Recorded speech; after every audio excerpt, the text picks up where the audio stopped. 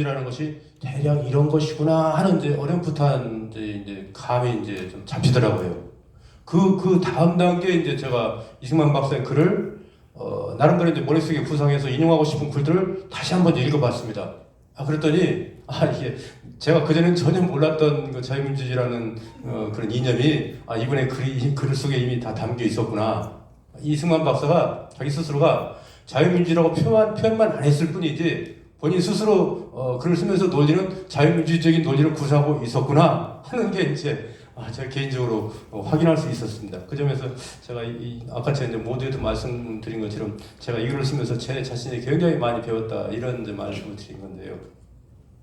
오늘 지금 그 김건정 박사가 역시나 평소처럼 질문이 답변하기 까다로운 그 이제 질문을 이제 두세 가지를 하셨어요. 근데 첫 번째가 이제 그 이 박사가 자유민주주의를 이제 주장하는 그 여러 가지 측면에서 경제적인 그 문제는 어떻게 되는 것인가 하는 걸 이제 질문을 해주셨는데 이승만 박사 자신 스스로는 이미 자유민주주의 체제를 구성할 때 그 자유민주주의 체제는 철저하게 세계의 그 강대국 또는 열강과 통상으로 얽혀지는 그 자유로운 이제 경제 체제가 이미 이분의 논리 속에 이제 함유가 되어 있는 겁니다.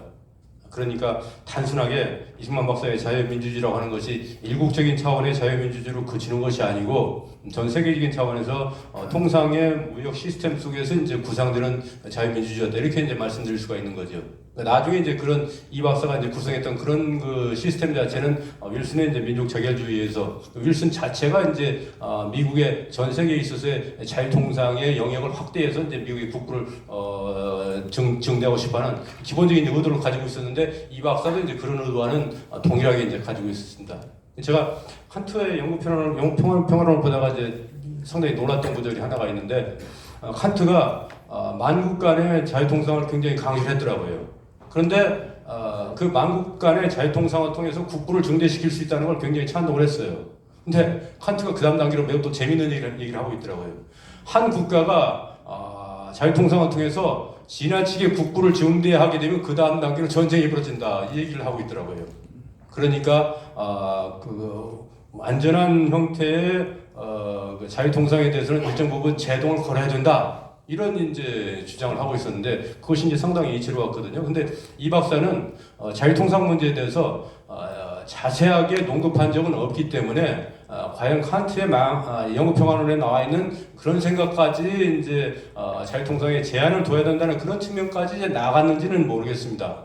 하여튼 일단은 윌슨 대통령이 구상하고 있던 전후 그 세계 재편 체제로서의 미국의 그 자유통상의 권한이 최대한 확대되고 되는 것이 이제 세계 전역으로 퍼져나가는 과정. 이것을 이승만 박사도 상당히 긍정적으로 생각을 했고 바로 그러한 그 세계 체제에 올라타야만 우리도 이제 경제적으로 발전을 하고 국가적으로 국부를 증대시켜서 독립할 수 있는 힘을 기를 수 있고 우리의 자주성과 자존성을 이제 유지할 수 있을 것이다 이렇게 생각을 한 겁니다. 그 점에서는 이 박사가 이미 자유민주주의 체제를 구성할 때부터 이 경제적인 측면에 대해서는 구체적으로 논급을 하지는 않았지만 그 이제 논리 속에는 그것이 이미 이제 포함되어 있었다 이렇게 이제 말씀드릴 수가 있겠습니다. 그리고 이제 카이로 회담 문제에 관해서 사실은 그 이 박사가 미국에서 외교 활동을 벌여가지고 최대 성과물은 그 카이로 회담이 나오는데 기여한 것이 카이로 회담에 한국 독립을 보장해준다는 그 구절이 나오는데 기여한 것이다. 이렇게 이제 볼 수가 있습니다. 그러니까 1940년대 전반부터 약 한 4년 동안 이 박사는 미국 정부를 상대로, 미국의 그 언론을 상대로, 또는 미국의 뭐 유력자들을 상대로 수없이 임시정부를 승인해달라, 한국을 지원해달라, 뭐 방공을 강조하고 이런 그 주장을 했었습니다.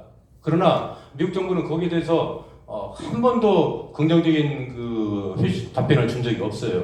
그러나 그 시기 이 이승만 박사를 둘러싸고 있는 많은 미국인들, 이 박사와 뜻을 같이 하고 있는 이런 사람들이 전부 다 이승만 박사를 지지하고 동정하고 협력을 해서 미국 정부에 대해서 나름대로 압력을 많이 가했었습니다.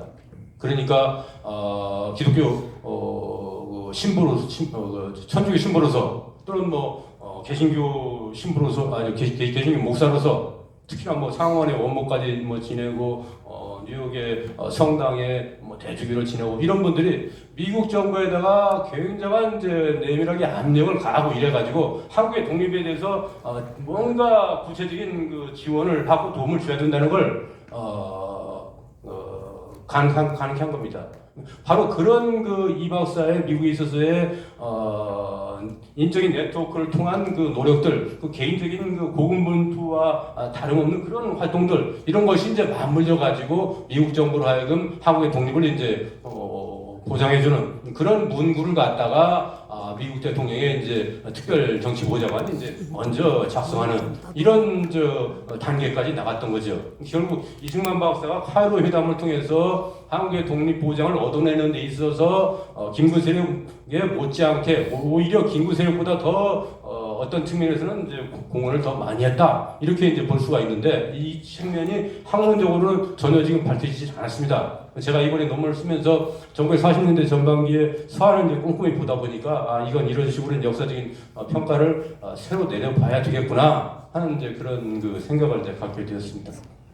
그리고 이제 마지막으로 세 번째로 이제 또 질문을 주신 게 이 박사의 이제 반공주의적인 이제 사상가로 이제 면모가 이 해방 후에 이제 통일국가 수립 문제와 어떻게 이제 이것이 연계가 되어 있고 또 이 박사 스스로가 바로 그런 점 때문에 이제 분단 문제에 관해서 이제 비난 내지는 비판을 받고 이런 문제에 대해서 어떻게 그것을 이제 이해하고 해석할 것인가 하는 이제 질문을 주셨다고 이제 이해가 되는데요. 사실 이 문제는 이미 답은 다 나와 있습니다.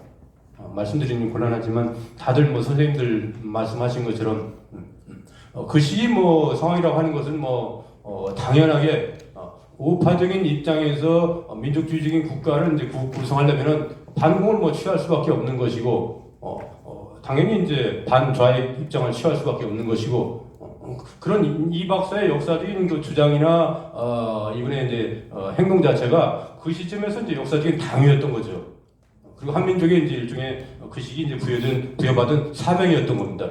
그 시점에서 누구보다도 역사적인 그 과제에 가장 충실하게 부딪혀서 이제 주장을 하고 활동했던 사람이 이제 이승만이었다. 이렇게 이제 볼 수가 있습니다. 그 점에서는 어떠한 그 이제 비판적인 견해가 있다고 하더라도 그건 당연하게 이제 학문적으로 허투를 하고 반박을 해야 되는 그런 것이 이제 저희 학자들의 이제 소임이라고 이제 이렇게 볼 수가 있겠습니다. 제 질문이 좀 충분치 않은데요. 이런 정도로 말씀을 마치겠습니다. 고맙습니다. 네, 감사합니다. 네.